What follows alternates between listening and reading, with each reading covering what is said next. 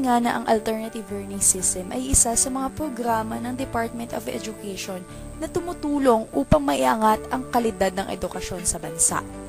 Dito nababawasan ang mga out-of-school youth o high school dropouts, kaya naman ito ay pag-asa pa din ng mga kabataang Pilipino. Ang programang ito na alternative learning system ay isang positibong feature ng edukasyon sa Pilipinas. May pagmamalaki ng Pilipinas na mayroon tayong gantong programa.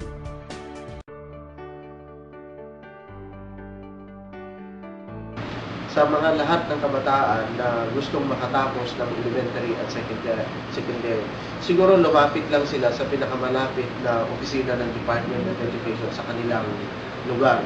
At doon sila magtatanong kung ano ba yung mga programa na meron doon na alternative education para sila ay makasali at ipagpatuloy nila.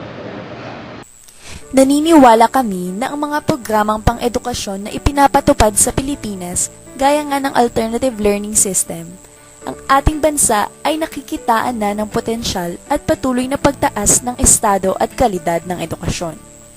Tunay nga na hindi balakid ang kahirapan sa pag-aaral. At higit sa lahat, ang kagustuhang makapagtapos ng pag-aaral ay mismong nasa tao lamang. Ang pagpupursige ng estudyanteng makapagtapos ng pag-aaral at pagkakaroon ng pangarap na makamit ito. Ang Department of Education ay nandito lamang para makapagbigay ng mga programang makakatulong sa bawat isa. Nasa sa atin pa din kung paano natin pauunlakan ang mga ito.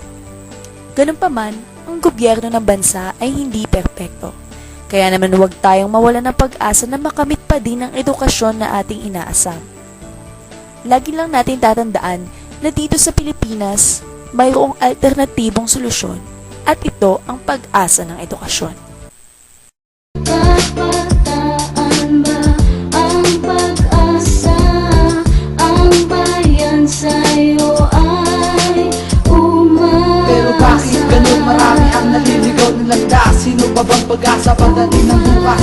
Sino ba ba ang ating masasandalan? Kung dumating ba ang unos, meron pa bang maaasahan? Ito'y katanungan, naghahanap ng kasagutan. Bakit di gumising sa tunay na nararanasan at malalaman mo sa iyong sarili ang sagot kung bakit ang bansa hanggang ngayon nalulungkot? Ang karamihan sa kabata ay nakatambay sa lansangan, walang trabaho, patuloy na nahihirapan di makag-aral. At sa kaalaman ay sadyak, hindi nga malaman kung paano sa buhay siya'y aangat. Ito'y mensahe pinapaabot sa ating gobyerno. Tulungan niyo naman kami pagkat kami nalilito. Tinatawag niyo kaming pag-asa, munta niyo namang tulungan. Kailan ba maiigsan ang hirap na nararanasan?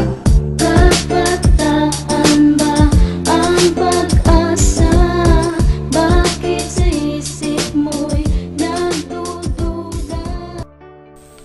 Naniniwala kami na ang mga out-of-school youth katulad ni JR, Rosin at JP ay makakatapos din ng kanilang pag-aaral.